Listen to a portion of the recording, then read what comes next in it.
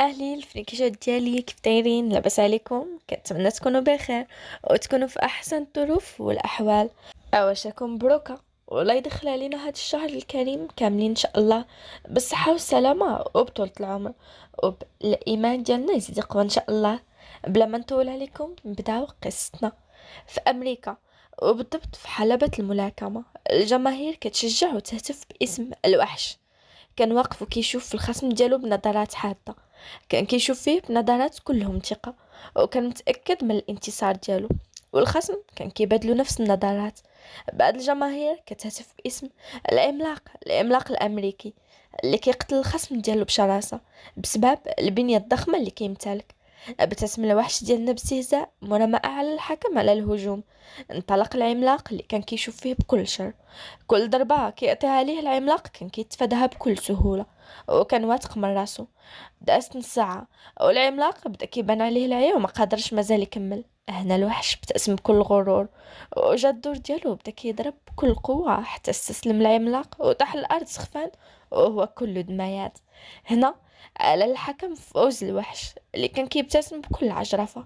الوحش ديما كيكون ذكي ودارس خطواته مزيان مع الخصم اللي كيتواجه معاه، داكشي علاش هو ديما كيكون الفائز. خرج الوحش ومشى دوش ولبس الملابس ديال الحفله اللي عنده، ومشى ديريكت للحفله اللي كانت بمناسبه الفوز ديالو على العملاق. دخل الحفله وبدا كلشي كيصفق وكيباركوا ليه، وهو كان الجواب ديالو الابتسامه. بقى واقف وهز كاس ديال الشراب وكل شويه كيرشف منه. سمع خطوات جايه للجهه ديالو كيصفق ليه وكيقول ليه بصوت رجولي: مبروك السي مروان، ما عندي ما يتسالك وما نخافش عليك. دار عنده مروان وابتسم وعنق وقال لي: ما تخافش عليا، خاف عليهم السردوان.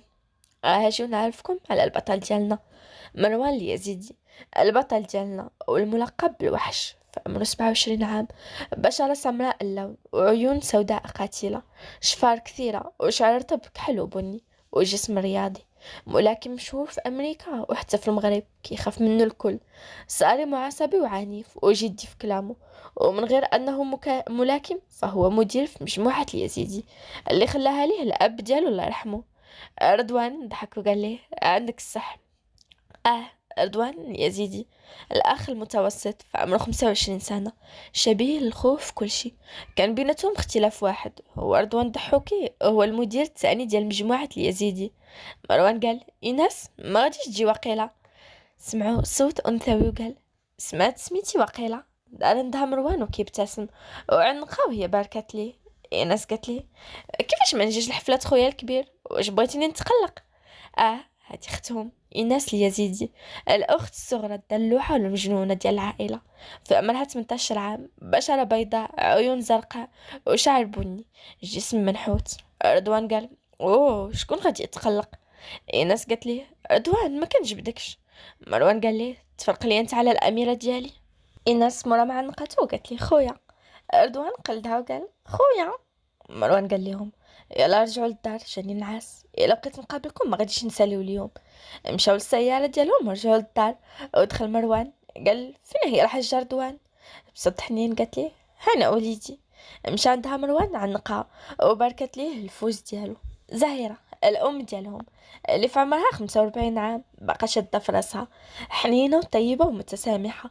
ربت ولادها على الصدق واعتنت بهم مورا الموت ديال الأب ديالهم باش ما يحسوش بالنقص. رضوان قال لها: الحاجة كتعنقي غير مروان وحنا ما عليناش الله هاد الفعيل. الحاجة قالت لي: الله يمسخك، اجي عندي. مشى عندها وعنقها وهو كيضحك. ايناس طلعت عليهم وعنقات غوتات وقالت: عناق جماعي. رضوان قال: زلزال يا ربي السلامة. مروان قال لها: الحاجة انا عيان وغادي نطلع الناس. الحاجة قالت لي: تصبح على خير اوليدي. مروان قال لها: وانت من الاهل الخير. وكل واحد مشى لبيته في جهة أخرى، وبالضبط عند البطلة ديالتنا اللي كانت تفغر في مرونة الحوايج في كل جهة. كيتفتح الباب وبصوت رجولي كيقول: الله الله الله، هاديك البوالة، غادي تنوضي تقعدي ولا غادي نفرش خمك دابا؟ راه غادي اليوم عند عمك وما تنسايش راه قربت العطلة تسالي، وراه سمعت خاصك تدفعي دابا ماشي حتى لبداية السنة. نط من الفراش مشاككة ومغمضة عينيه ودايرة التحية وقالت: حاضر سيادة الضابط بدر. بدر قال له: قمر. هذه هي البطلة ديالتنا، قمر والأخت الصغرى ديال بدر، في عمرها 18 عام، بشرة بيضاء بحال الثلج، عيون بريئة خضراء، وشعر أسود وطويل، جسمها منحوت من عند الخالق، وقصيرة في الطول ومجنونة وعفوية وطيبة. بدر الأخ الكبير ديال قمر، في عمره 26 عام، بشرة بيضاء وعيون خضراء، شعر أسود، صعيم صارم وطيب في نفس الوقت، جسمه رياضي بسبب الرياضة، وأيضا لأنه ضابط شرطة ممتاز، الكل كيحترمه، وأي قضية جات في يدو كيحلها بسهولة وذكاء. قمر غدا وقالت حتى مالو معايا الله يستر من الصباح وبلا بلا بلا، فحال شي راديو، غير هذا راديو صوت وصورة، خاصني ندير ليه شي بوطون نطفي تريكا الحمقى. بدر قال لها ايه راني سمعتك البرهوشة، حتى تخرجي غير بلاتي عليك. قمر قالت لي بزعتها وهربات، ومشات دوشات، خرجت من الدوش، نشفات شعرها ولبست حوايجها عبارة على كسوة صفرا، ورشات ريحتها المفضلة وخرجات. قمر قالت صباح الخير باباتي، وعنقاتو. السردة الأب ديال قمر وبدر، في عمره 50 عام وهو مازال شد في راسو، أب حنون وفي نفس الوقت صارم، هو عميد ديال الشرطة. السردة قال لها صباح النور أميرتي. بدر قال ليه الوليد ديما كنقول لك انت اللي متسرها والله. قمر قالت اش هاد الريحه شميت؟ بدر قال لها ريحه البيض وقيله. قمر قالت لي لا حبيبي، ريحه الغيره هادي. السردة قال لها وتفرقي انت على خوك واحترمي راه كبر منك. قمر قالت لي ايوا يلا نمشيو دغيا عند عمي راه غادي نتعطلو. بدر قال لها قسي هو الاول فطري راه مازال الحال. قمر قالت لي لا انا غادي نفطر عند عمي. السردة قال لها يلا يلا هادي راه حمقى وغادي تجيها الحالة تاني يلا. ناض بدر وجات قمر نقزات فوق ظهره، وبدر بدا كيضحك، قال لها وليتي قرضة. بعد من التفكير قالت لي اذا انت الشجرة ديالي.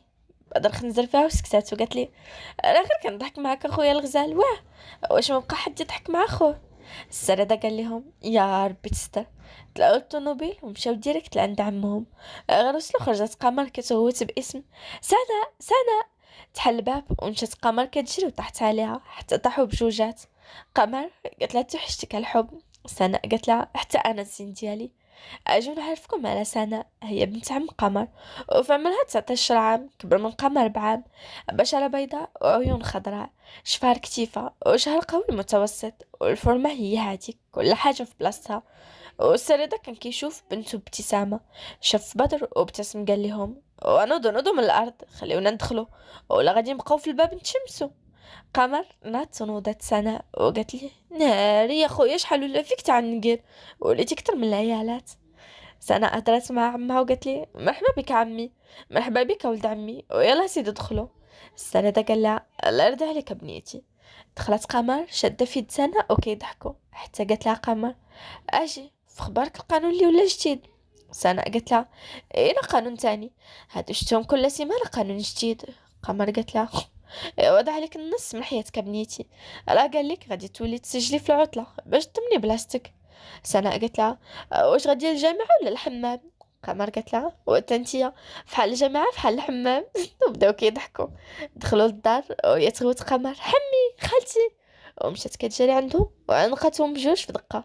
السي عثمان عم قمر، وبدر والأب ديال سناء أيضا الأخ ديال السريضة، صارم وضحوكي في نفس الوقت. مدام توريا هي أم سناء وهي مرأة عمهم، ظريفة وحنونة وربة بيت. السي عثمان قال لها قمورتي واش مازال ما بغيتي ديري عقلك؟ قمر قالت لي ما غاديش نديرو حيت انا مرتاحه بلا بيه هاد الساعه. ثريا قالت لها حمقى. سناء غمزت قمر وقالت لها يلا نطلعوا لبيتي. قمر قالت هي الاولى ومشاو كيجريو. السريدة قال لهم هادو مالهم؟ بطر قال مصيبه جديده تاني، شكون غيكون في نظرك مثلا؟ الكل بداو كيضحكوا. مشيو لبيت سناء، جلسوا فوق السرير وكياكلوا في شيبس. سناء قالت لها اذا قلتي نبداو ببدر وشنو هي الخطه؟ قمر بابتسامة الشر قالت لها أكيد غنبداو بالسي بدر، من الصباح هو يبرقم وكيستسر في ودني. سناء قالت لها إيوا قولي لي الخطة.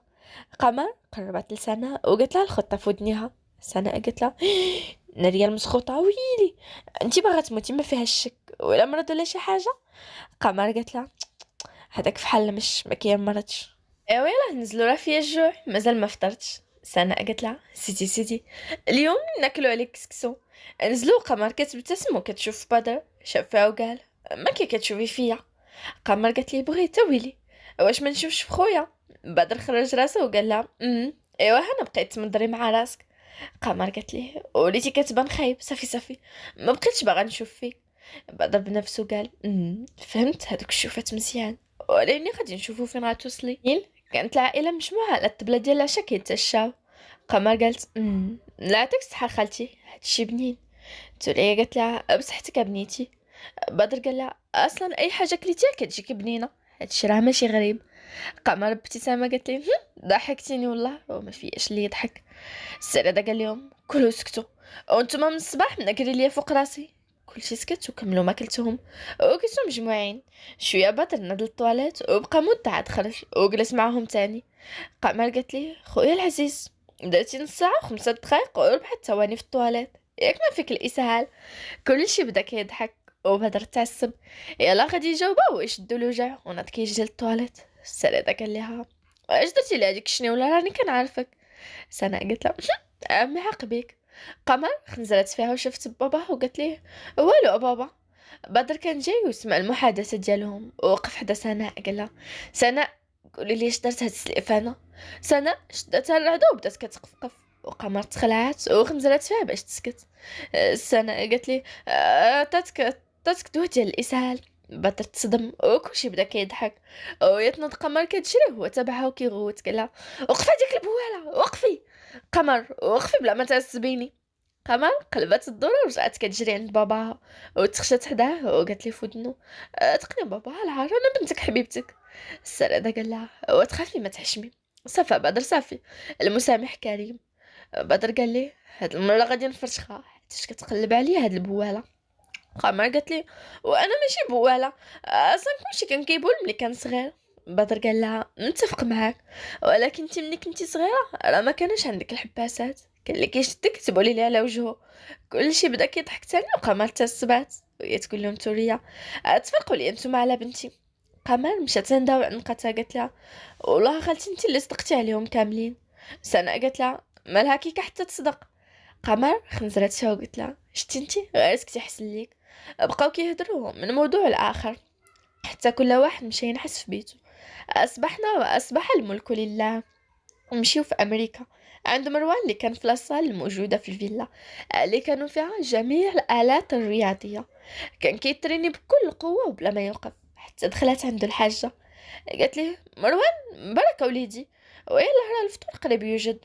مروان قال لها هي الاولى الحاجه هاني جاي.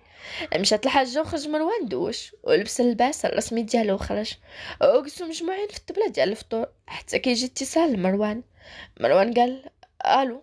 الشخص قال لي شي حاجه. مروان قال لي كيفاش ما يمكنش واش ما كاين حتى شي حل ايوب. اجو نعرفكم على ايوب. هو الصديق ديال بدر وفي عمره 27 عام، عيون زرقاء وبشرة بيضاء وحواجب كثيفة وجسم رياضي. عنده 40% من الأسهم ديال الشركة وهو اللي كان مسيرها في الغياب ديال بدر اللي هو شاب مرح وضحوكي. أيوب قال ليه لا لا صاحبي ما كاين حتى شي حل، خاص ضروري انت اللي تكون مشرف على الاجتماع ولا غادي تضيع منا الصفقة وانت راك عارف شحال مهمة الشركة ديالنا. مروان قال لي اوف ايوب اوف صافي غدا نكون عندك. وقتها هو معصب. رضوان قال لي اش كاينه مروان. مروان قال لي خاصنا الليل نمشيو للمغرب. شاف الحاجه بنظرات كلها حزن وعرفت علاش معصب وقالت في نفسها مازال ما نسيتيش وليدي. مروان كمل وقال خاصنا نحضروا الاجتماع ديال غدا ولا غادي تضيع منا ديك الصفقات ديال مارك. الناس قالت لي يس غادي يرجع المغرب. انا متشوقه باش نشوفه عمري ما شفتو. نات كتشطح وتغني. الحاجه بابتسامه قالت لها كسي على بلا اللي عطاني الله كسي. قالت لي مزيانه وليدي نيت توحشنا البلاد. مروان ابتسم والحاجه باش ما يبينش قال لها يلا نوضوا وجدوا راسكم في الليل غادي تكون الطياره باش غدا نكونوا تما. الحاجه قالت لي واخا وليدي. مشات ايناس كتنقز في الدروج حتى تكربعات وشافها رضوان وبدا كيضحك عليها. هي خنزرات فيه هو قال لها راني كنقول لك ديما ما تبقايش تفرفري بزاف. الناس قالت لي ما غاديش نجاوبك ومشات للغرفه ديالها باش تجمع حوايجها عند مروان اللي كلف شي واحد باش يقطع عليه التذاكر ديال السفر ودخل الغرفه ديالو كيجمع حوايجو وكيتفكر هاد 18 عام اللي دوز في امريكا غير باش ينسى الماضي ديال الاب ديالو اللي عمرو قدر ينساه. مشهد الخيانة اللي شافه ما بين الخالة ديالو والأب ديالو باقي قدام عينيه، وما قدرش ينساه. غير كيتفكرو كيولي معصب والدم ديالو كيولي كيغلي. كيفاش خالته قدرات تخون الثقة ديال اختها، وكيفاش الأب ديالو يقدر يخون مرتو مورا 10 ديال السنين. دخل الباب ديال الماريو حتى كان غيتهرس، وخرج معصب من الدار. ركب في الطوموبيل ومشى بسرعة خيالية، وبدات كتعاود اللقطة فحال الا يلاه وقعت. اللقطة اللي كانت فيها خالته فوق السرير والأب ديالو فوق منها. الشهوة عمت عينو، ونسى أنه كيخون في مراته، وما شافش ولدهم الكبير اللي في عمره 9 سنين كيشوف فيهم من ورا الباب. لكن إن الله يمهل ولا يهمل. الله عاقبه اللي في نفس النهار اللي خان مرتو فيه.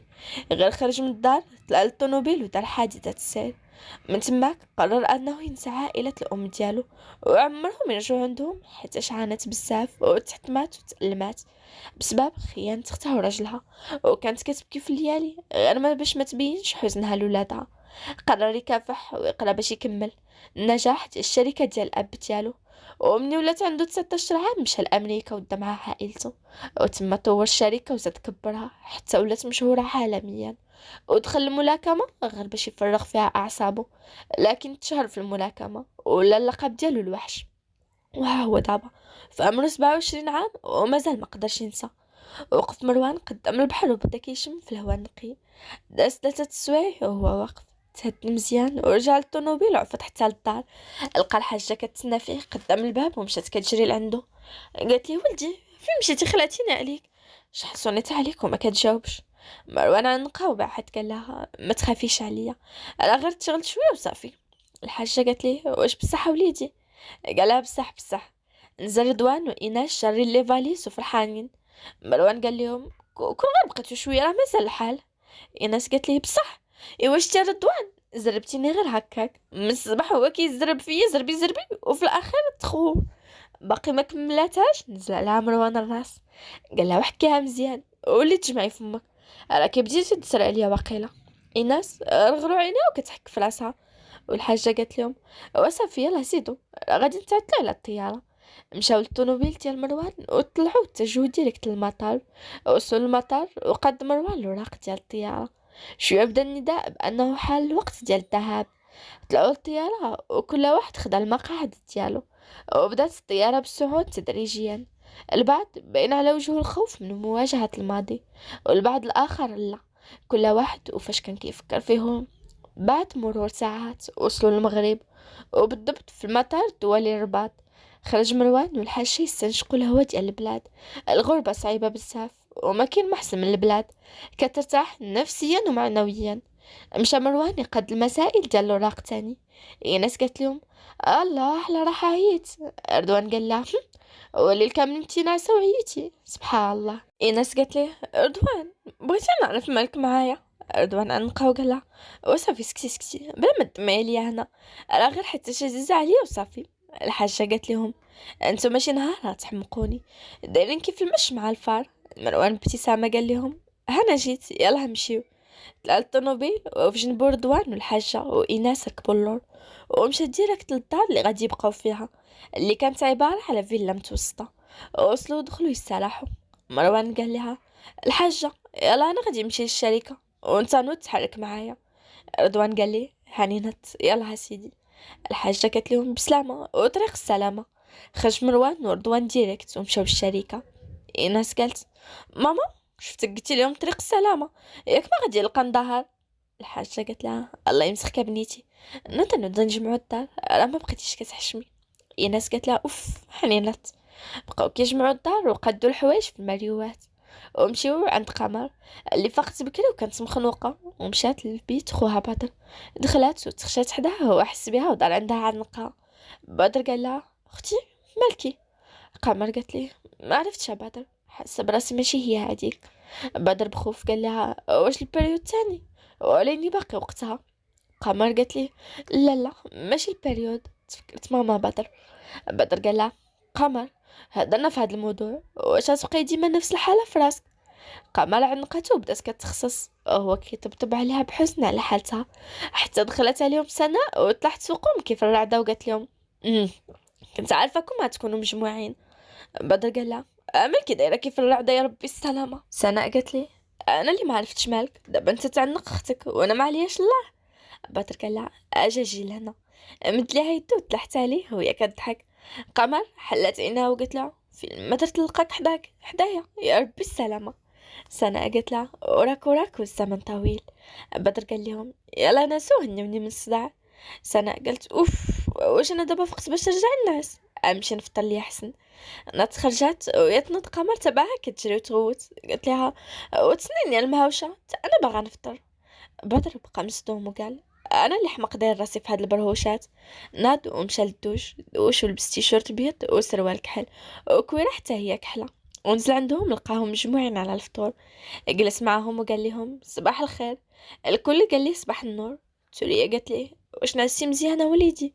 بدر شاف في قمر وفي سناء قال لها مزيانه خالتي، غير منين صباح الحال شي وحدين يصدعوني في راسي. قمر قالت ليه ومالهم غادي يصدعوك في معدتك. وكملت سناء ولا غادي يصدعوك في رجلتك. كلشي بدا كيضحك وحتى بدر. السريدة قال ليه بدر يلا تقعد، هادي وقت الخدمه ماشي وقت الضحك. بدر ناض وقال ليه واخا الشاف. قمر تسنيني في العشيه ونجيبك باش نرجعو للدار. قمر قالت لي لا بلاش اخويا غادي نرجع غير بوحديتي. السريدة قال لها ولكن باقي ما كملش هدرته قطعو بدر. قال لي صافي واخا غير خليها الوالد يلا نمشيو دابا. خرج بدر والسريدة قال لي انت راه عارف خوختك ما غادي ترجع للدار حتى دير شي زبله تاني. بدر قال لي غير خليها، راجعت عندي الصباح كتنخصص باقي ما نساتش الموضوع ديال ما، وانت عارف ما خرجناها من ديك الحاله حتى غفر لينا الله الذنوب. السريدة بحزن قال لي ما غاديش تنسى، صعيب باش تنسى وليدي. امشيو دابا الشركه ديال يزيدي. دخل مروان وبجنبو رضوان، كلشي منزل عينيه الارض ورحبوا بهم. دخل المكتب هو وردوان. مروان قال لي فين هو هذا؟ عمرو ما غادي يتبدل. كيحل الباب وكيدخل بكل رجوله ويقول شكون هذا اللي ما عمرو ما غادي يتبدل؟ دار عند مروان وجا ايوب عنقو. ايوب ابتسامه قال لي مرحبا بك السي مروان، وانا داخل بنت لي الشركه مضويه. ودابا عرفت شكون اللي مضويها. رضوان قال لي مضوينها الله يخليك. ايوب مشى عنقو وقال لي ما غاديش تبدل. رضوان قال لي ايوا نهار انت تبدل نتبدل انا. مروان قال لهم بركه من الهضره وريني الوراق ديال الاجتماع. ايوب قال لي هي الاولى. بقاو كيتناقشوا وكيتشوفوا في الوراق وكل واحد كيقول الراي ديالو، حتى دقات السكرتيره في الباب ودخلات. غير شافت مروان وبدات كتحلون قالت لي سي مروان راه جا السي مالك وشركائو وراهم كيتسناو في قاعه الاجتماع. مروان ما شافش فيها وقال لها صافي ممكن تمشي. خرجت ويهدر رضوان مورا ما ضرب ايوب في كتفو. قال لي شفتي ايوب شنو شفت؟ ايوب قال لي والله العظيم حتى شفت. ورجع ليه الدقه حتى هو وكمل وقال لي وديك الدقه علاش؟ يا ربي السلام دي كلها تقصحه بحال خوك. مروان جات الضحكه وحبسها. قال لهم يلا نوضوا، باغي غير نتنسى لي هاد السمر ديال الاجتماع ونمشي في حالي راسي ضرني.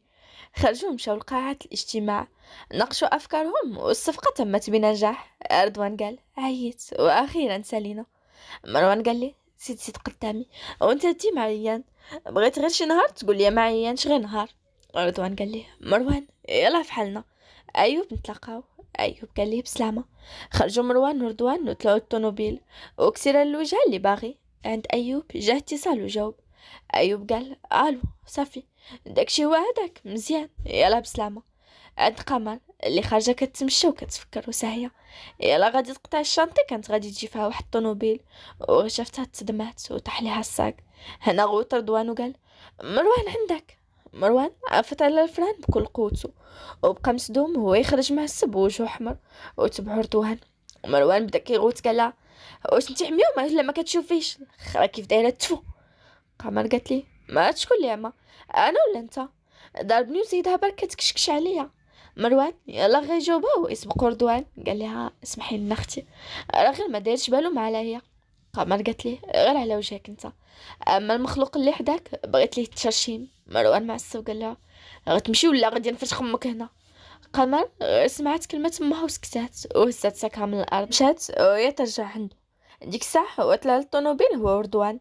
دقات عليه قمر الزاجة وهبط الزاجة وخنزر فيها وقال لها شنو تاني؟ سبحته ومشات كتجري وخلاتو مصدوم.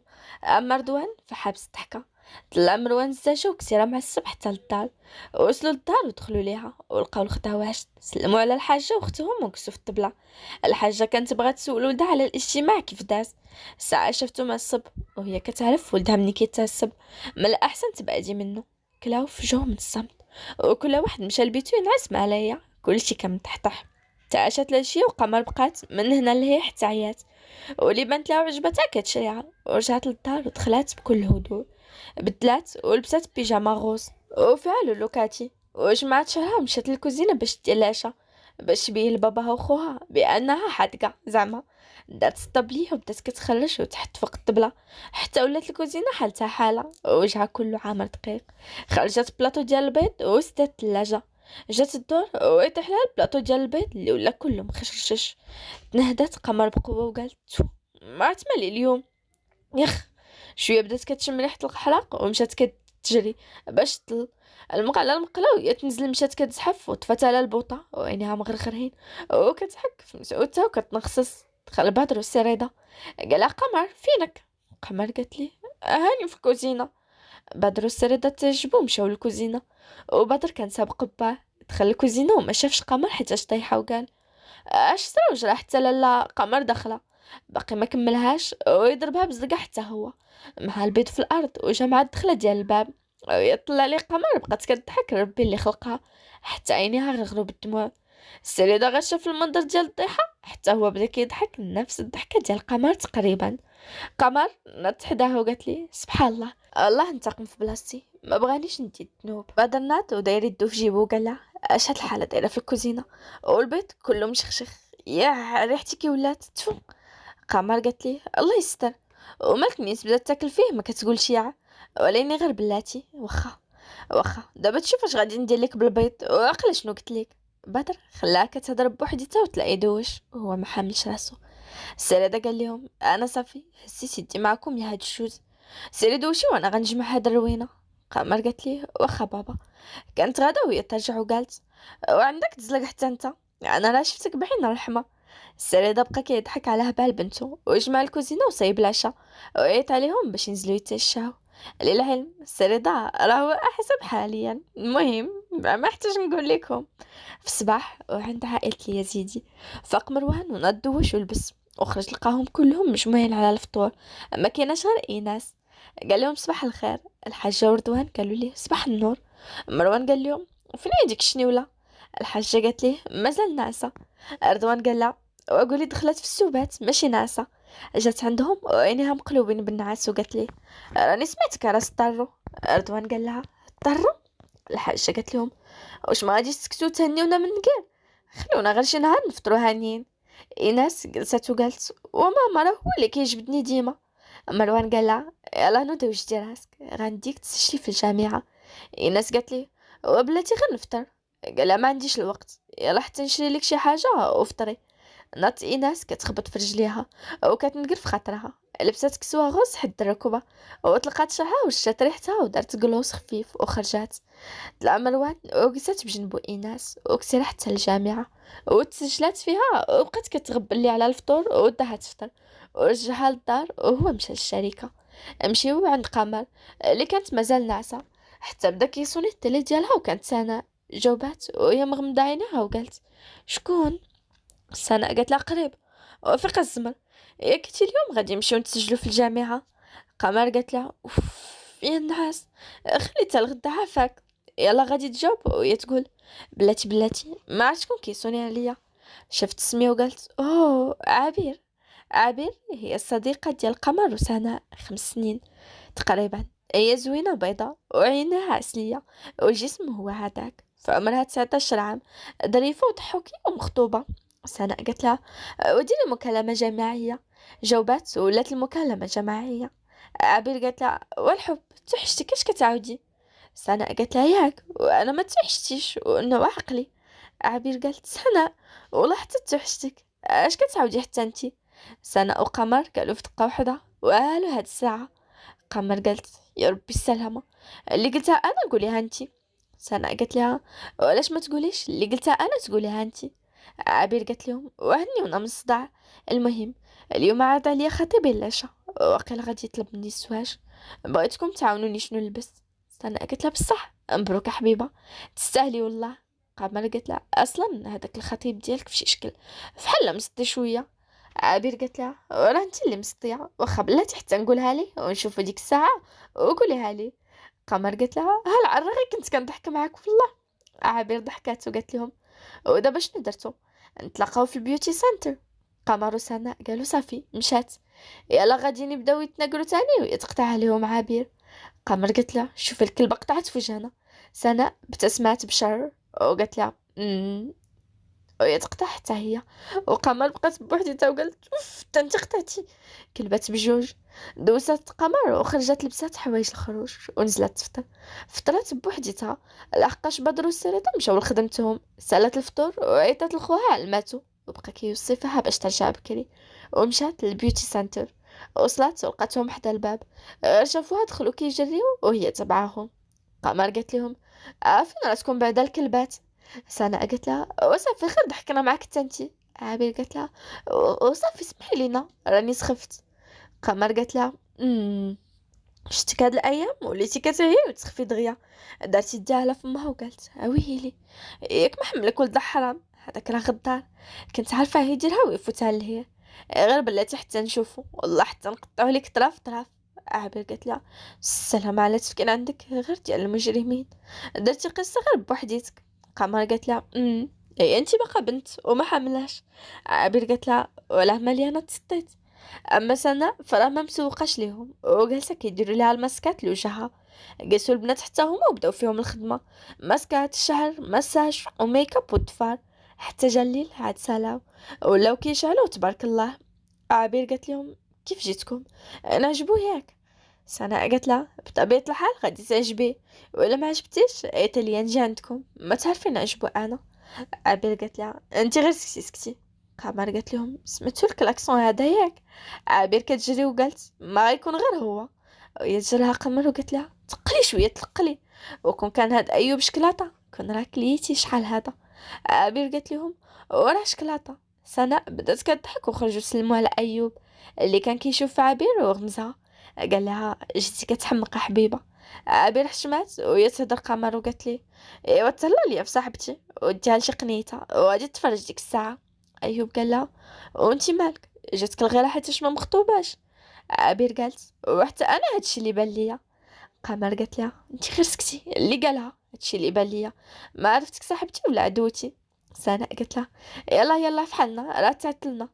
قمر غمزتهم وقالت لهم يلا تهلاو في ريوسكم وانت ما تكترش الحلاوه راه الليل هذا. جرتها سناء من يدها وقالت لهم ما تديوش عليها ومشاو. وايوب بقى هو وعبير اللي حشمانه شاف فيها بنظرات شريره وقال نبداو الحلاوه دابا ولا حتى نتعشاو. عبير قالت لي حمار كتفكر غير في داكشي. وطلعت مع السما وهو تلا كيضحك. كسيرة بسرعة للمطعم اللي حاجز فيه. وصلوا غير دخلت عبير تصدمات من المنظر، الورد والشمع في الأرض. وعاد الطبلة حتى هي كان فيها الشمع والورد على شكل قلب وموسيقى خفيفة وهادئة. هذه هي الخطة ديال أيوب. عقدوا الاتصال اللي كان جا في الشركة وجاوب بطريقة غامضة. أيوب قال لها كيف جاتك المفاجأة حبيبة. عبير طلعت عليه حنقته وعينيها مغرغرين. قالت لي أجمل مفاجأة في حياتي كنبغيك. أيوب قال لها وأنا كنموت عليك. يلا هاتي جلسي. جا الكرسي وجلسات وحتى هو جلس وبقى كيشوف فيها ومد ليها يديه وقال لها تسمحي لي بهذا الرقصة آنسة عبير. عبير مدات يدها وهي حشمانة مداو هما كيرقصوا على أنغام الموسيقى حتى جا السرباي وحط لهم العشاء ومشاو جلسوا يتعشاو. ومنين سالاو جاب لهم القهوة. وعبير كانت متوترة وكتقول في خاطرها امتى غيطلب مني الزواج. جبد ايوب واحد البوطه من جيبه وقال لها حبيبه. باقي ما كملش هزت عبير البوطه وقالت لي وهي كتبتسم قبل حياتي قبل. حلت البوطه وهي تصدم وقالت اش هادشي. ايوب حبس الضحكه وقال لها حلقات عجبك حياتي. عبير نات من بلاصتها ولحتهم لي على وجهه وقالت لي شتي هادو ديرهم في دودنيك امين وحنا مخطبوبين وفي الاخر جيب لي حلقات وانا كيف الهبيله مسبقه الفرحه بيومين. وبركه كنقول هذا غيطلب مني الزواج وجالسه نوجد في راسي. خرجت من المطعم وجلست في كرسي كان على برا وهي كتنخصص اش عندها كيضحك وركع على رجل وحده وهي جالسه. وجبد بواط اخرى وهو كيبتسم وقال لها حبيبتي وعمري وحياتي ومامة ولادي ان شاء الله. واش تقبلي تزوجي بيا؟ عابر درتي يديها على فمها وبقات مصدومه وكتنخسس. قال لها ايوب: واش غادي تخلي حبيبك في الارض؟ حركت راسها وهي كتبكي. هو خشى لها الخاتم في يدها ونض عنقها كيضحك. بدات عابر كتمسح في دموعها وقالت ليه: مالك كضحك؟ قال لها: اليوم وريتيني وجهك الحقيقي، صدمتيني فيك. عابر قالت لي: وصافي سكت، اصلا كيفاش قضيت هاد الحلقات؟ ايوب قال لها: الفكره ديال القمر. اه، وبعد غدا العقد والعرس السيمانه الجايه. عابر قالت لي: كنت عارفاها مولاتها، وليني شنو كيفاش بعد غدا؟ ايوب قال لها: راه ماما كل حاجه راه في خبارهم، ودابا يلاه نمشيو. عابر قالت لي: ولكن كيفاش؟ واش انا ما عنديش راي؟ زعما راه الراي ديالي هو الاهم. باقي ما كملاتش كلامها حتى قطعها ببوسه عنيفه. بعد مده عاد بعد باش ياخدوا انفاسهم. قال لها: ولات فيك الهضره بزاف، ولكن انا عندي باش نسكتك. قالت لي: حمار منحرف الاخر. جرها من يديها وطلعوا للطوموبيل ورجعها لدارهم وهي كتنقرا ليه حتى ما علمهاش على العقد والعرس. وصلوا لدارهم وخلاها حتى دخلات، عاد مشى لدارو حتى هو. مشيو عند قمر. اللي دخلت لقات خوها واقفه على راسها وهي ابتسمات بتوتر. قالها: غادي من الصباح وانا نوصي فيك ترجعي بكري، وقال غادي نرجع للاسلوب القديم معاك. قمر قالت لي: وصافي حتى انت راه يلاه سالينا، وزيدون كنت مع البنات ماشي بوحديتي. بدر قال لها: اخر مره يلاه جيت الشاي. دخلت هي وياه وكان باباها جالس كياكل. قمر قالت لي: باباتي خرجتي تفكني بكري. السريدة قال لها: وبنيتي هادشي راه بنين ما قديتش النوض. قمر كتشوف في بدر وقالت لي: عليا انا باينه قلتي ليه بقى جالسه عارفيه ياك؟ بدر قال لها: ومنين عارفه علاش كتسولي؟ قمر خنزرت فيه وكملوا ما كلثوم ومشاو يناسو. مشيو عند البطل ديالنا اللي كان جالس في واحد البار والبنات كيشوفوا فيه ويتغمزوا، وهو ما مسوقش ليهم. مع الدورة اللي غادي يدور كيتصدم، بقى كيشوف وساهي فيها، ولا وجهه كله حمر، وخرج معصب ورجع للدار. لقاهم كاملين ناعسين ومشى ناس حتى هو كيتفكر في شنو شاف. احنا واصبح الملك لله. بالضبط عند قمر اللي كانت جالسه فوق السرير وهي كتفكر في امها. خرجت دمعة من عينيها ومسحتها بالزربه وقالت: عمري ما غنسامحك في حياتي كامله ماما. جا الوقت باش تعاقبي على افعالك، وانا اللي غادي نعاقبك بنفسي. خرجت ولقات الفطور كاين. فطرات ومشات تلبس. لبست سورفيت في البيض والكحل ودارت كاسكيت كحله ومشات للبحر كتجري. كانت غادا كتجري حتى تصادحت مع شي حد. هزت راسها تشوف وهي تغوت، وحتى هو غوت في نفس الوقت. انت انتي؟ قمر قالت لي: ما ندور لقاك حدايا. ياك ما تابعني زعما نكون كنعجبك؟ مروان قالها: انتي تعجبيني، انا مستحيل حتى نفكر فيها، وبالاخص وحده في حالك. قمر قالت لي: وعلاش مستحيل؟ قال لها: مازال ما نسيت شنو درتي اخر مره، وكنتمنى تكون هذه اخر مره نتلاقى بها معك. ومشى كيجري وخلاها وهي قالت: كون شتي انا غير لاصقه فيك يخ. ورجعت للدار ودوشات ودارت ميكاب ثقيل ولبست كسوه قصيره وخرجت. مشيو عند مروان اللي رجع للدار هو كيفكر في قمر وقال: حس براسي كنعرفها ولكن فين ما عرفتش، اوف غادي نحماق. مشى دوز ولبس ملابس، وهاد المره كانت مختلفه على اللي كيلبس، حيتاش ما كانش غادي الشركه، كان غادي لبلاصه اخرى. طلع لطونوبيلتو ومشى مكسري للبلاصه اللي غادي ليها. اما عند قمر فراها دخلت للبار وكانت مقابله مع واحد المراه. جاتها قمر ابتسمات وبدلتها المراه نفس الابتسامه. وجات عندها المراه قالت لها: جيتي في الوقت اللي قلتي غادي تجي فيه، ما عندي ما نسالك. قمر بثقه قالت لها: عارفه الوقت عندي اهم حاجه وما كنحملش التاخير، والبارح ملي جيت نشوفك قلت لك بلي عندي الوقت هو الوقت تاع مدام ليلى. ليلى قالت لها: كيعجبوني البنات فحالك، وانا واثقه بلي غادي تدخلي ارباح بزاف لهاد البار. سيري وجدي راسك للزبائن راه بداو كيجيو. قمر دخلت للبلاصه ديال اللبس ولبست كسوه ديال الرقص وطلقات شعرها وعاودت الميكاب وخرجت للبلاصه ديال الرقص. بقات واقفه والرجال كيشوفوا فيها بكل شهوه، ومرا ثواني ابتسمات وبدات الاغنيه الموسيقى وهي كترقص بكل احترافيه، وكانت هي اللي كتغني الاغنيه ديال بليونيرا. بقات كتشطح وكتغني، والبنات وراها كيشطحوا متبعينها، والفلوس غير كتشاير، والنظرات متبعينها من كل جهه. كلشي كان كيشوف فيها فرحان بجسمها وبرقصها، من غير واحد اللي كان مصدوم. واكيد عرفتو شكون من غيره؟ مروان. سالات وكلشي بدا كيصفق وكيلوحوا عليها الفلوس وهي كتبتسم. مشات للبلاصه ديال التبدال، لبست حوايجها وخرجت وهي تلقى بمدام ليلى. قالت لها مبروك راكي تقبلتي. شحال ديال الفلوس دخلنا اليوم غير بسببك، كنت متاكده من النجاح ديالك انسه ساره. قمر اللي كذبت عليها وقالت لها ساره، وقالت لها شكرا ودابا بسلامه مدام ليلى. مدام ليلى بابتسامه قالت لها بسلامه. هاد الحوار كامل سمعوا مروان وتصدم. خرجت قمر وتبعها ودخلت لدارهم، وغير شاف الدار تصدم. دار يدو في راسو وقال اش هتخربيق، هاد الدار هي. سكت وجا في حاله هو مخربق ومصدوم وفراسو بزاف د الاسئله اللي ما لقى لها حتى جواب. اما قمر فلا دخلت لبيتها ولبست بيجامه ديال الدار وبدات كتغني نفس الاغنيه اللي غنات، وهي تفكر مروان وقالت في خاطرها اويلي انا صافي دخت، علاش كنفكر فيه وانا ما عارفه حتى سميتو، حماقيت الله يستر. بقات كتفرج في التلفازه حتى دخل بدر ووجهو معصب وحمر، ووقف عليها حدا راسها ونزل عليها بالتصرفيقه حتى عواج ليها الحنك، ويدخل السريده ومشى كيجري لعندهم. مشيو عند مروان اللي دخل لبيتو وجلس كيفكر في هاد البنت اللي سميتها ساره، وشنو علاقتها بليلى وشنو كدير في ديك الدار. ما لقى حتى جواب، ويتفكر صاحبو خدام في البوليس جبد مرتو دغيا وعيط عليه.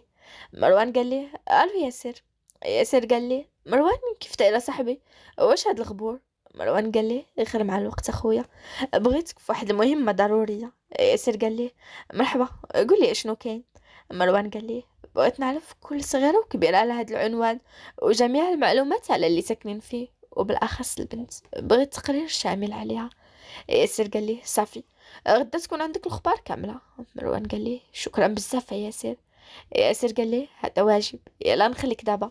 مروان قال ليه بسلامه وقطع الاتصال وقال بابتسامه ها احنا غادي نعرفوا شكون انت انسه ساره وشنو علاقتك بهاد ليلى وهاديك الدار. عند قمر اللي نزلوا دموعها، هادي اول مره يضربها خوها. قالت لي مالك؟ بدر بالغوات قال لها مازال كتسولي مالي؟ كيفاش قدرتي كيفاش؟ واش حنا قلنا لك تمشي باش تجيبي الخبار اللي خاصنا باش نشدوها ولا تمشيت تحيليها تما؟ قمر كتنخصص قالت لي ولكن مشى وخلاها كتبكي بوحديتها وطلع معصب لبيتو. قمر جا عنقها باباها وهي كتبكي وكتطبطب، بس قالت ليه الجاكيطه اللي كان لابس وكيطبطب عليها. قالت ليه بابا واش انا درت تصرف غلط بزاف؟ السردة قال لها بنتي شنو غادي نقول لك، انا فهمت علاش درتي داكشي باش تاخدي الثقه ديالها وتقربي منها اكثر وهكا غتعرفي المخططات ديالها. غير سامحي خوك راه غير معصب، وحتى انا تعصبت لكن كملتها في قلبي حيت هادشي كامل لصالحنا. يلا طلعي ترتاحي دابا وغدا عندنا بزاف د الخدمه. قمر قالت ليه واخا بابا تصبح على خير. طلعت قمر وبقى السردة متبعها بعينيه وتنهد. اما قمر فوقفات قدام البيت ديال خوها وشافتو ساهي وكيشوف السقف. تنهدات ودخلت ناس كلشي مشى ينعس وكل واحد فين كاين تفكيرو. صبحنا واصبح الملك لله. عند قمر اللي فقت منكشه وحاسه بشي حاجه ثقيله على كرشها. مني دارت تشوف لقاتو بدر ابتسمات وعنقاتو، وبدر حس بها وابتسم حتى هو وقال لها اسمحي لي على البارح، راه ما قصدتش نضربك، راه غير تعصبت من داكشي اللي درتي. قمر بقات ساكته وما شافتش فيه. بدر قال لها وصافي راه اي واحد في بلاصتي كان غيدير هكا. قمر قالت لي لا ما نسمحش لك حتى تخرجني، واللي قلتها لك تشريها ليا تشريها وبلا ما تزيد معايا الهضره وبلا ما تناقش معايا. بدر قال لها واش شونطاج هذا؟ سيري تخراي، انا اللي جاي نحذر فيك زعما باش ما تبقيش مقلقه، ساعه نتيا باغا غير تسبه. قمر قالت لي ما غاديش نسمح لك، يلا شوف حنكي ولا زرق احمر. بدر بسها في حنكها وحتى راسو وعينيه مغرغرين، ويا حسات بيه راه بقى في الحال وعنقاتو. شدت صبعها الصغير وقالت لي صافي نتصالحوا. شد ليها صبعها بصبعو الصغير وقال لها تصالحنا يا الحمقى. قمر قالت ليه اجي واش قيتيني في الجامعه راه نسيت. قال لها ودابا عاد تفكرتي الجامعه، راه سجلتك غير ندودوشي ولبسي، راه اليوم خاصك تلقاي شي دليل واخا يكون غير صغير وقوليه لينا. وكنقسم لك بالله وتمشي حتى تشطحي تنفش خمك وهاني علمتك. خرج بدر وخلى قمر كتنقر. دخلت دوش عند مروان اللي كان في لاصال كيتريني بكل قوته والعرق نازل على وجهه وعضلاته كاملين، وقال في نفسه علاش كنفكر فيها، علاش هي مجرد بنت الليل. تفكر شطيحة البارح وزاد تعصب ومسح شعرو ويصوني التالي ديالو لقاه ياسر وجاوب. مروان قال ليه مدرة عرفتي شكون ساكن فيها؟ ياسر قال ليه ساكنة في عائلة المرنيسي اللي كتكون من 3 الأفراد: العميد رضا المرنيسي، وولده الضابط بادر المرنيسي، وبنته قمر المرنيسي.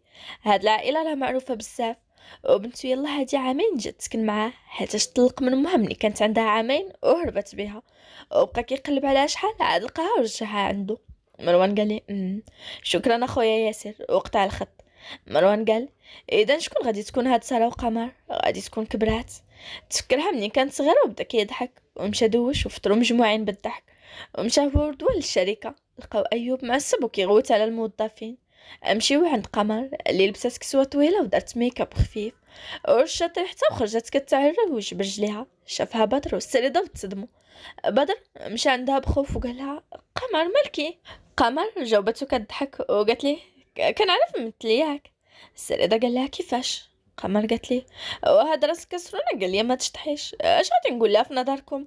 اللهم ندير راسي عرشه ومو حتى من رجلي. بدر قال لها: اوف خلعتيني. السريده قال لها: ذكيه في حالي والله. شاف فيه بدر وقال: لا باين. داروا يشوفوا قمر لقاوها جالسه كتاكل ما مسوقاش وجلسوا ياكلوا. سالاو ماكلتهم وكل واحد خرج لخدمته، وبدر كلف بوليسي يبقى مراقب قمر فين ما تحركات يتحرك معاها. وقمر مشات للبار باش دير المهمه ديالها عند مروان اللي جر ايوب من يدو ودخلوا للمكتب ديالو. مروان قال ليه: مالك كتغوت شنو كاين؟ ايوب دوز يدو على شعره معصب قال ليه: خرجت 20 مليون من الشركه. كيفاش خرجت؟ شكون اللي خرجها؟ الله اعلم. ويلا حيدت على البوليس وراه قريب يوصلوا. مروان قال: شنو وكيفاش طرا هادشي؟ رضوان قال: يقدر يكون شي حد كيزول الحسابات.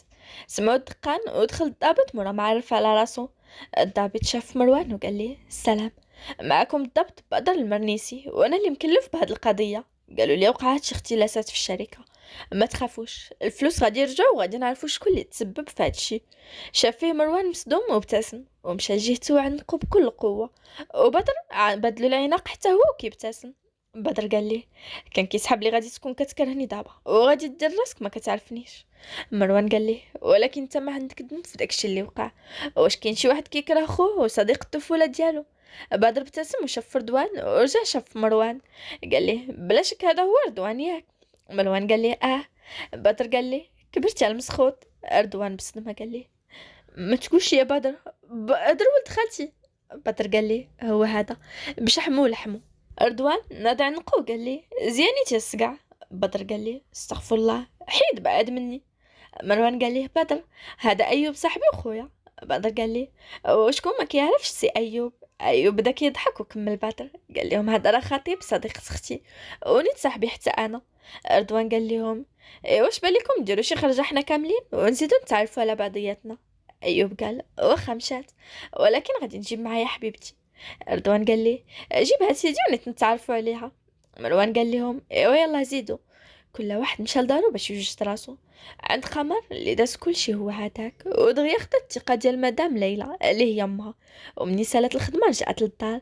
عند ايوب اللي علم عبير، وعبير قالتها لقمر، وقمر قالتها لسناء باش يوجدوا راسهم، ورضوان قالها لإيناس. المهم كلشي وجد راسو.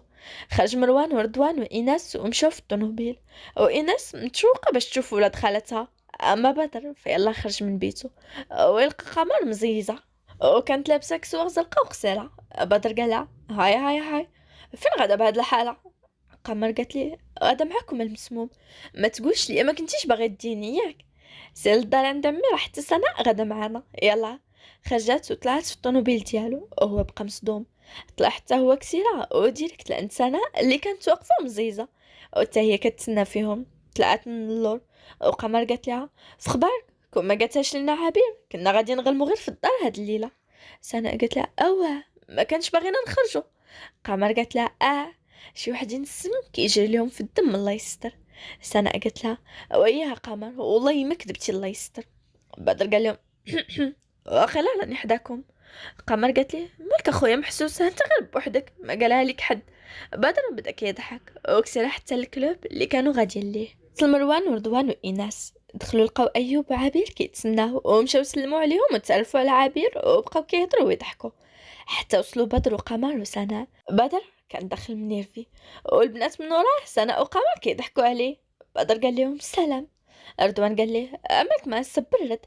بدر جلس وقال يخ ما هاد البروشات شي نهار يطيروا لي العقل.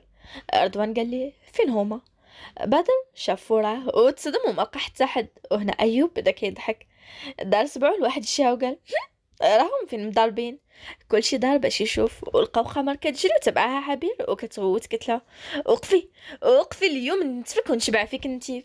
سنة وقفت وقالت ويلي وانا مالي تبعهم اصلا بيناتهم الله يستر.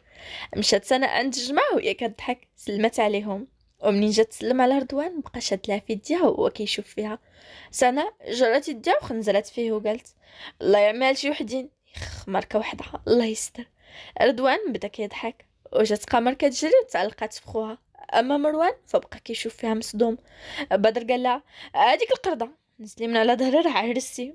قمر كتشوف ايوب وقالت ليه اش طالي انت هاد المهوش عندك ولا غادي تاكلني؟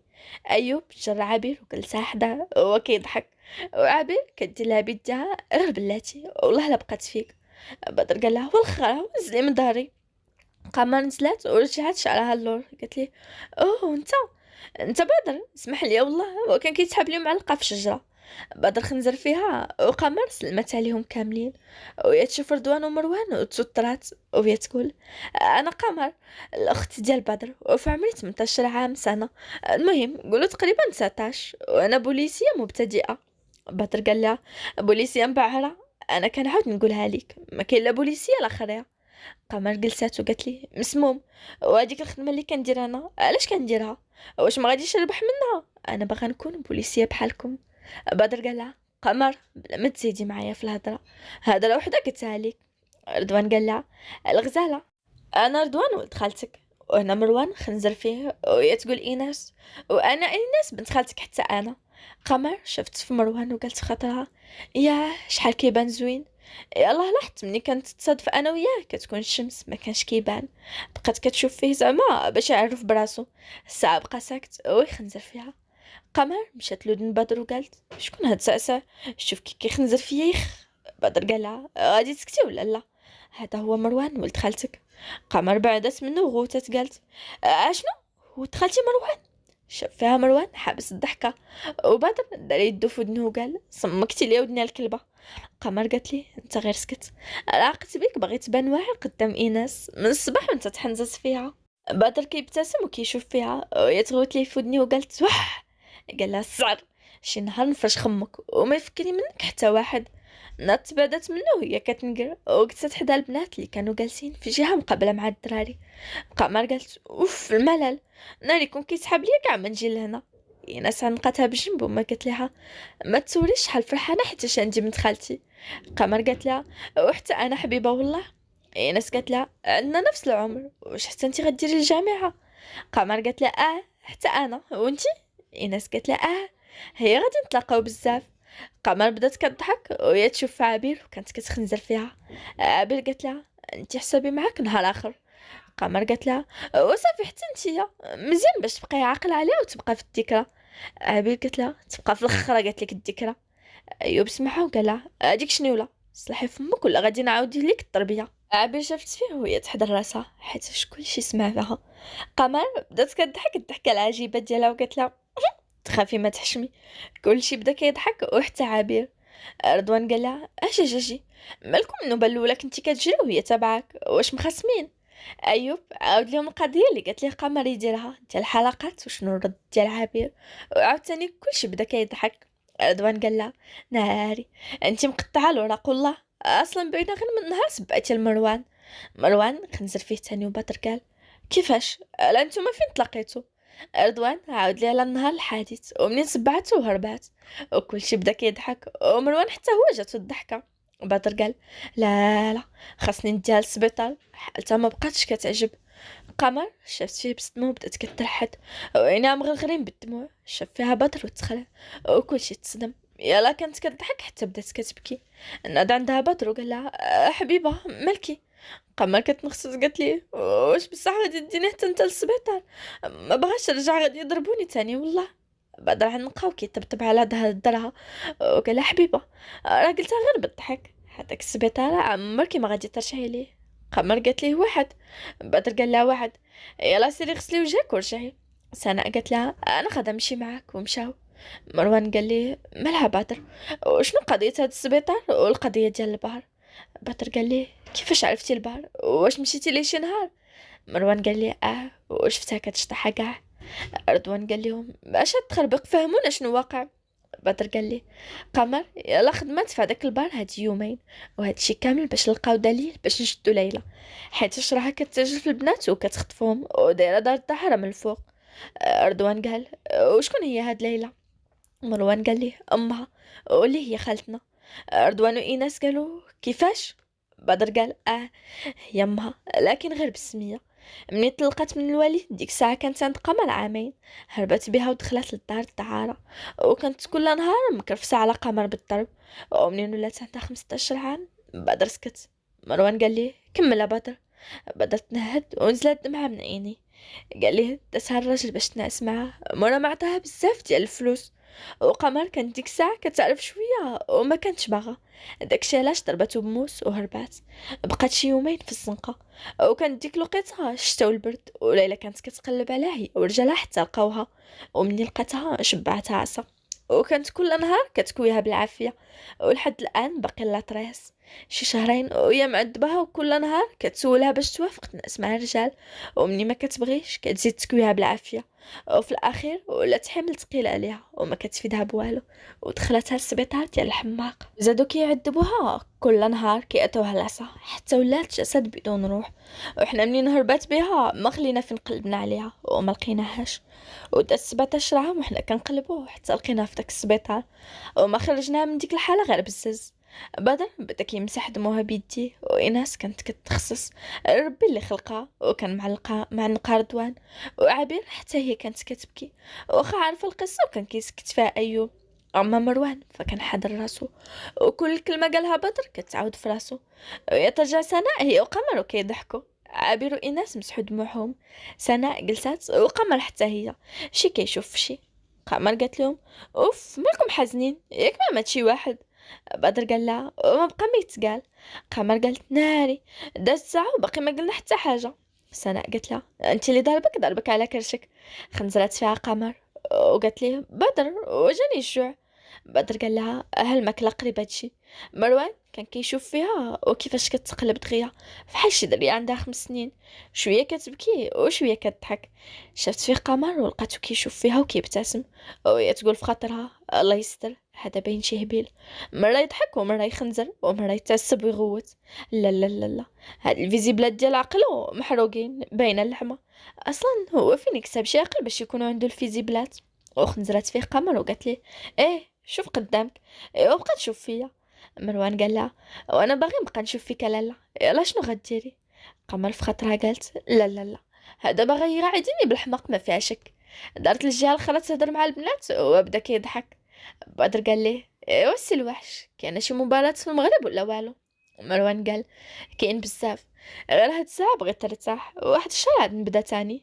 بدر قال ليه مزيان سيدي وما عندي ما نتسالك، درتي 20 مباراة وانت اللي ربحتي فيهم كاملين، برافو عليك. ايوب قال ليه وما نعاودش ليك دقتو قصحه فحال الحجر. قالت والله الا بصح ديك الخطا ضربني راسي كنت شويه ونفقد الذاكره، غير الله حفظني وصافي. كلشي بدا كيضحك. وقمر قالت هادو علاش كيهضروا؟ الناس قالت لها على الملاكمه اللي كيدير مروان. قمر قالت هو ملاكم. الناس قالت لها عابر قالت لها وانت علاش كتسولي؟ سناء قالت سيدة طحت وقيلة.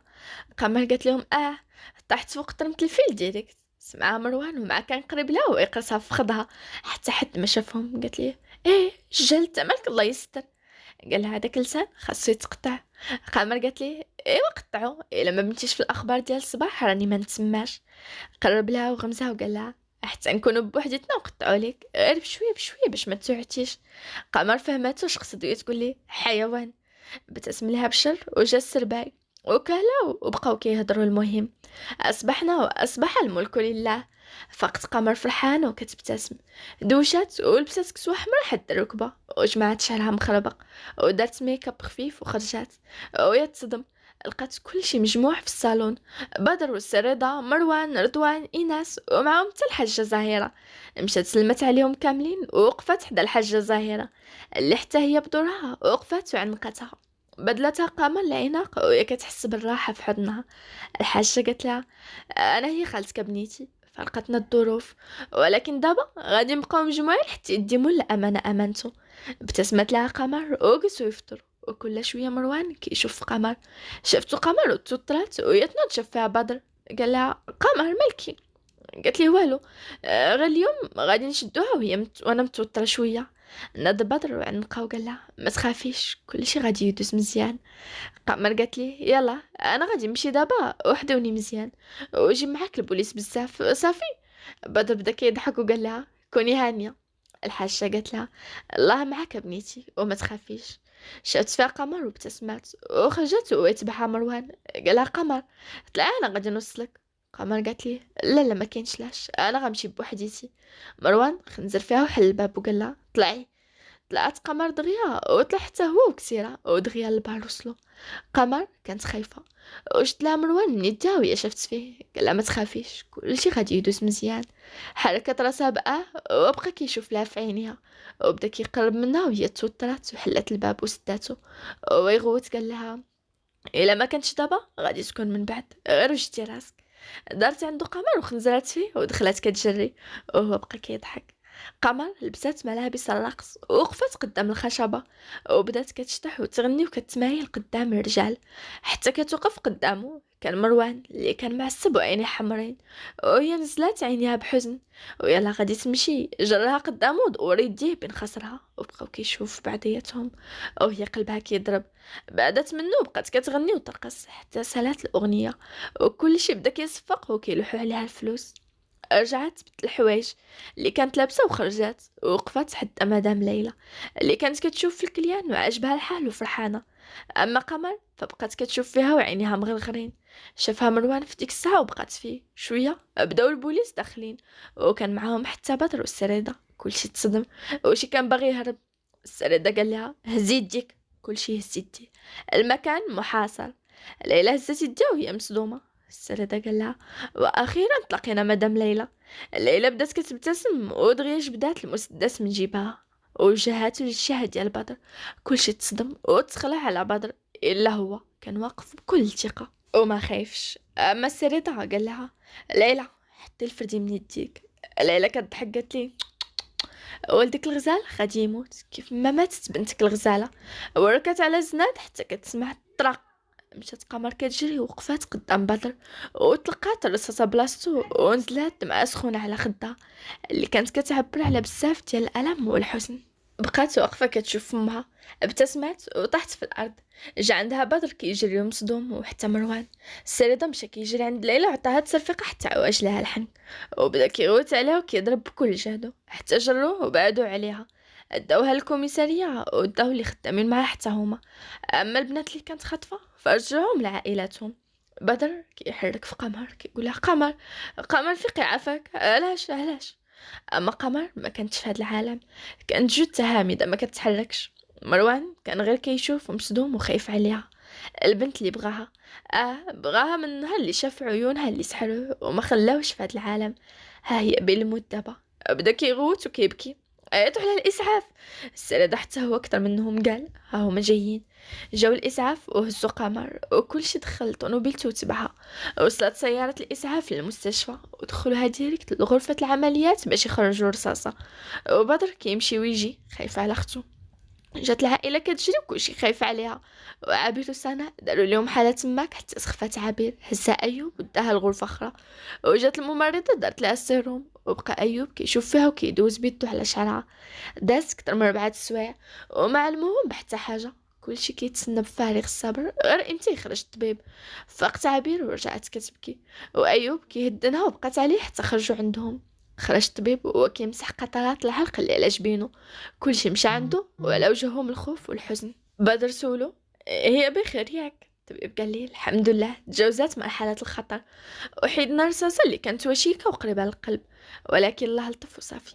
بدر بفرح قال لي: وإمتى غادي تفيق؟ الطبيب قال: منين غادي يسالي التأثير ديال البنت غادي تفيق والحمد لله على سلامتها. مشى الطبيب وخلاهم كيتعانقوا فرحانين، شي تعانق مع شي.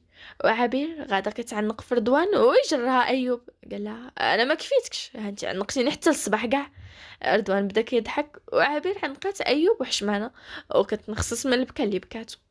اما بدر كان جالس معنق سناء بالجنب وبجوج بيهم فرحانين. رضوان كان كيشوف فيهم من بعيد، والسريضة كان فرحان هو والحاجة وإيناس. داز الليل كامل كلشي ناس في المستشفى، واتحد ما بغا يمشي يرتاح في الدار. جا الصباح اللي جاب معاه أحداث جديدة. كلشي دخل عند قمر، مروان، رضوان، إيناس، أيوب، عبير، سناء، والديها. بدر قرب منها وشد لها يديها وبدا يتفكر اللقطة اللي جات كتجري فيها باش تنقذ ليه حياته، ونزلت الدمعة من عينيه وكلشي كيشوف فيهم بحزن. بدات كتحرك قمر في يديها وبدر حس بها وبقى كيشوف فيها فرحان، حتى حلت عينيها وبدات كتعيط على الطبيب. ورجع لعندها كلشي فرحان حيت شفاقت وهي كتبتسم ليهم وكتحس براسها مدكدكه. بدر بفرح قال لها اختي لاباس باش كتحسي؟ قمر بغات تجاوبو وما بغاش يخرج لها الصوت، كتحس بقرجوتها مقبوطه وبدات كتبكي. بدر بخوف قال لها قمر تهدني، دابا يجي الطبيب ويشوفك. جا الطبيب وخرجهم وفحصها مزيان، ومنين سال عطاها المهدئ باش ترتاح. خرج عندهم الطبيب وهاد المره كان باين عليه الحزن. بدر قال مالها شنو وقع ليها؟ الطبيب قال لهم للأسف المريضة فقدت صوتها بسبب الصدمة. كلشي تصدم، بالأخص بدر والسريدة ومروان. مروان دوز يدو على شعره بحزن ومشى خرج لبرا وجلس حدا راسو وبقى غير كيخمم. بدر قال ويمتى غادي تقدر تهدر؟ الطبيب قال ليه ما عرفتش، داكشي على حساب حالتها النفسية، الله يشافيها. ومشى. بدر قال كلشي بسببي كلشي، ومشى للكوميسارية معصب ويقول لهم فين هي هاديك؟ الضابط كيترعد قال ليه راه لتحت سيدي. بدر نزل عندها كيجري وحلو ليه الزنزانه ومشى شنق عليها قال لها كنقسم لك وتوقع شي حاجه لختي حتى نقتلك بلا ما نتردد، فهمتي؟ ليلى وجهها ولا احمر حيت تخنقات ويطلق منها حتى طاحت في الارض. قال لها حرامتي واش تكوني ما عندكش القلب ديال الامومه وما عندكش ولا شويه ديال الاحساس، بالحق غادي ندمك، غير بلاتي غنخليك تعرفني في الحباسات حتى تموتي. وخرج بحالو وخلاها كتشوف فيه. عند قمر اللي بدات كتفيق ولقات عبير وسناء وإناس كيشوفوا فيها وكيبكيو. قمر هضرات لكن الصوت ما كاينش. مروان قال لهم قالت لكم بركه من البكا، ما عندناش الموت هنايا. مروان كان كيعرف يقرا الشفايه، شافوا فيه بصمه والبنات بداو كيتبسموا. وقمر حركت راسها بقاها وهي كتبتسم وبقات كتشوف فيه وتا هو كان كيشوف فيها. قمر بدات كتكحب ومشى مروان كيجري كب لها كاس ديال الماء وشربها وهي كتشوف فيه تاني. السريدة دوز بيديها على شعرها قالها بنتي الحبيبة غادي تصحي وترجعي كيف كنتي، غير صبري. قمر حركت راسها بقاه وابتسمات. وبدر دخل وبدا كيشوف فيها وهي غير شافت فيه حلات يدها ومشى كيجري عنقها وهي تبكي وهو يبكي. قمر مسحات ليه دموعها ودارت صباعها في فمها ازعمش وابتسمات وحتى هو بدلها الابتسامه. الطبيب جا فحصها وسولو بدر على امتى تقدر تخرج وقال لهم من هنا 15 يوم يمكن لها تخرج. على سلامتك انسه قمر. ومشى ورا ما ابتسمات ليه بكره لحقاش ما كتحملش السبيطارات. السريدة قال ليه ولدي مروان دي الحاجه وخوتك يرتاحوا حنا غادي نبقاو معاها. بدر قال ارسلوا كاملين انا غنبقى هنا. عبير قالت حتى انا باغا نبقى هنا. قمر صفقات بيديها ودارت بإشارة سيروا في حالكم كاملين وبدات كتبتسم. شافوها كلشي بدا كيضحك. بدر قال لها ولكن. قمر بدات كدوي تاني وبلا صوت.